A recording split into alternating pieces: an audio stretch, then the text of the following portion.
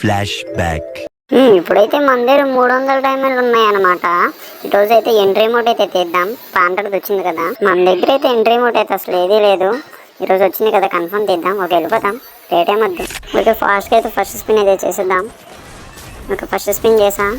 వచ్చారా? అరే వచ్చేసింది. అరే నిజంగా వచ్చేసింది అనుకున్నాను, జస్ట్ మిస్. పర్లేదులే, ఒక స్పిన్నే కదా అయింది. ఈ స్పిన్కి వచ్చారమ్మా సాయిరామ్. ఓకే, సెకండ్ స్పిన్ అయితే చేసా. అరే వచ్చారా ఈసారికి? అరే మామ, ఏటి మామ 2 సార్లు పక్కన ఆగిపోతుంది కానీ దాని మీద రావట్లేదు. పర్లేదే మామ. ఓకే, 3 స్పిన్ చేసేద్దాం. ఓకే, చేసా. అలా కాదురా ఎరుపు కూడా. అరే ఎక్కడ పెట్టుకుంటారా? లాస్ట్ టైం కూడా మొత్తం డైమండ్ దొబ్బేసింది. అది ఫేమస్ గా ఇచ్చడం చెత్త నా కొడుకు.